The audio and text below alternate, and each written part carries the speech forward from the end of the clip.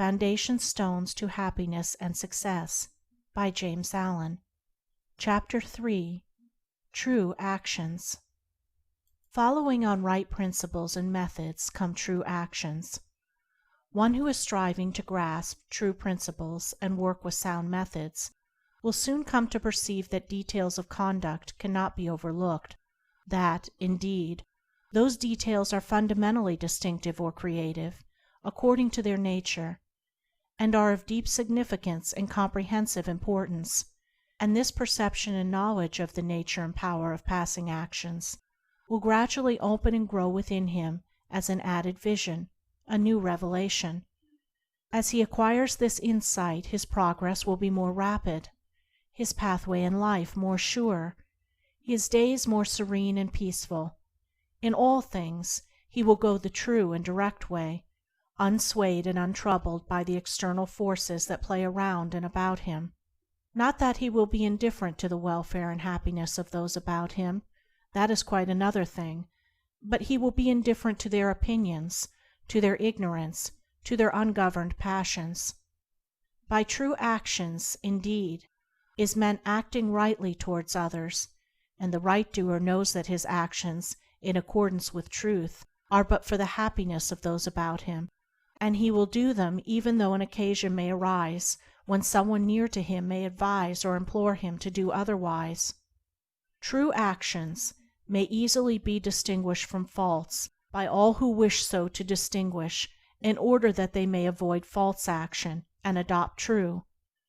As in the material world we distinguish things by their form, color, size, etc., choosing those things which we require, and putting by those things which are not useful to us, so in the spiritual world of deeds we can distinguish between those that are bad and those that are good by their nature, their aim, and their effect, and can choose and adopt those that are good and ignore those that are bad.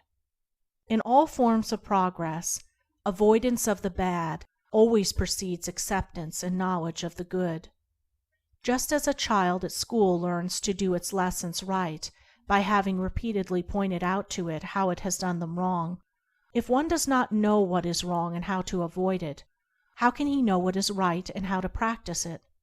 Bad or untrue, actions are those that spring from a consideration of one's own happiness only, and ignore the happiness of others, that arise in violent disturbances of the mind and unlawful desires, or that call for concealment in order to avoid undesirable complications. Good or true actions are those that spring from a consideration for others, that may arise in calm reason and harmonious thought framed on moral principles, or that will not involve the doer in shameful consequences if brought into the full light of day. The right doer will avoid those acts of personal pleasure and gratification which by their nature bring annoyance, pain, or suffering to others, no matter how insignificant those actions may appear to be. He will begin by putting away these. He will gain a knowledge of the unselfish and true by first sacrificing the selfish and untrue. He will learn not to speak or act in anger, or envy, or resentment, but will study how to control his mind, and will restore it to calmness before acting, and most important of all, he will avoid, as he would the drinking of deadly poison, those acts of trickery, deceit, double-dealing, in order to gain some personal profit of advantage, and which lead, sooner or later, to exposure and shame for the doer of them. If a man is prompted to do a thing which he needs to conceal, and which he would not lawfully and frankly defend if it were examined of witness, he should know by that it is a wrong act, and therefore to be abandoned without a further moment's consideration. The carrying out of this principle of honesty and sincerity of action, too, will further lead him into such a path of thoughtfulness and right doing as will enable him to avoid doing those things which would involve him in the deceptive practices of other people. Before signing papers, or entering into verbal or written agreements, or engaging himself to others in any way at their request, particularly if they be strangers, he will first inquire into the nature of the work or undertaking, and so, enlightened, he will know exactly what to do, and will be fully aware of the import of his action. To the right doer, thoughtlessness is a crime. Thousands of actions done with good intent lead to disastrous consequences because they are acts of thoughtlessness, and it is well said that the way to hell is paved with good intentions. The man of true action is, above all things, thoughtful. Be ye therefore wise as serpents and harmless as doves. The term thoughtlessness covers a wide field in the realm of deeds.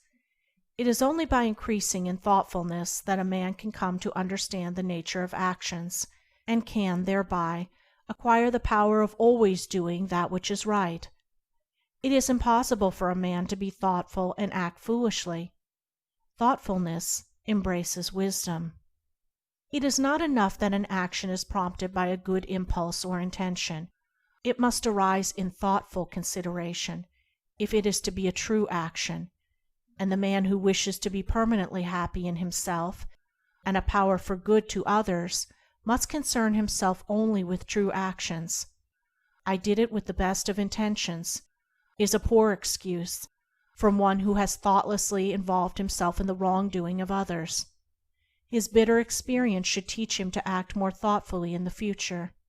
True actions can only spring from a true mind, and therefore while a man is learning to distinguish and choose between the false and the true, he is correcting and perfecting his mind, and is thereby rendering it more harmonious and felicitous, more efficient and powerful.